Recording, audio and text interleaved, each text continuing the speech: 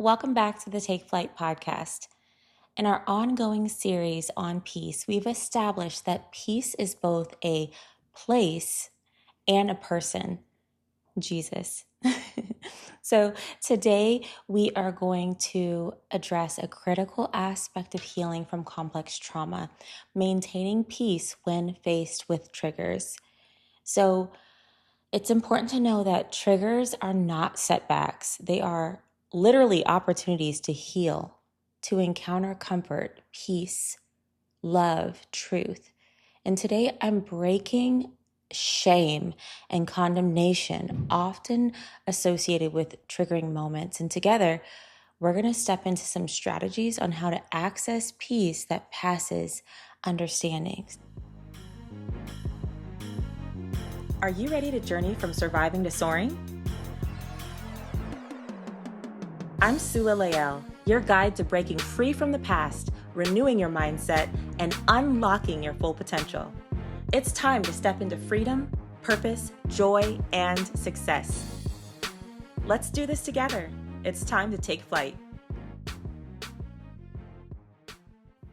So triggers are actually an alert of your nervous system. It stirs your emotions, brings awareness to mind that something doesn't feel safe. It's revealing an area of pain, fear, or that lack of felt safety.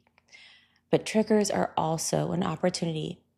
They're moments where we have an invitation and an opportunity to invite the one who brings healing and freedom. It's an opportunity to encounter Jesus in the very places that once broke you. So every time that you go through a trigger in a healthy way, the power that trigger once had over you weakens. And I want to speak over your life that one day when you see and acknowledge, that right there used to be a trigger, you're going to remember the faithfulness of Jesus to meet you every single time, every year, every moment that you experience that trigger. And you'll be triggered into praising and worshiping Jesus, the one who is faithful.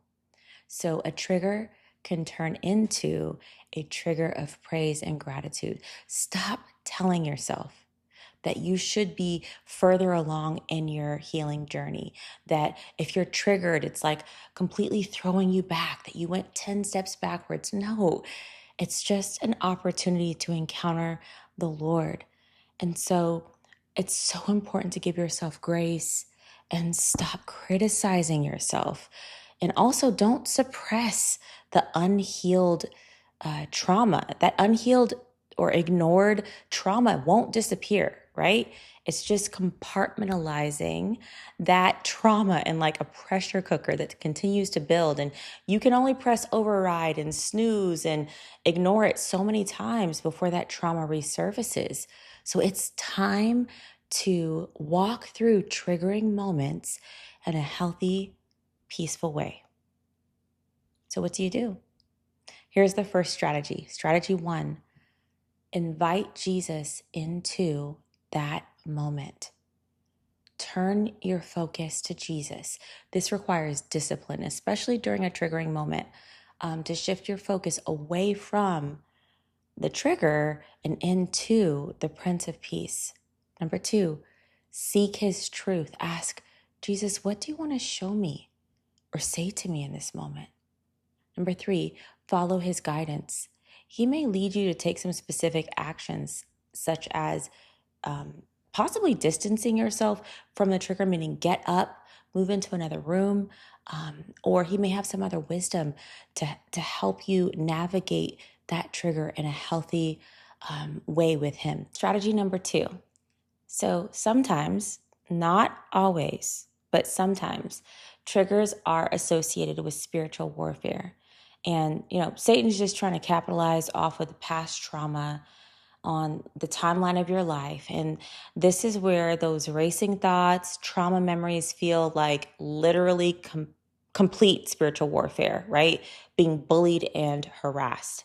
So in Psalm 91:3, it says, he will rescue you from every hidden trap of the enemy, and he will protect you from every false accusation and deadly curse. So let's break this down. The first part is hidden traps.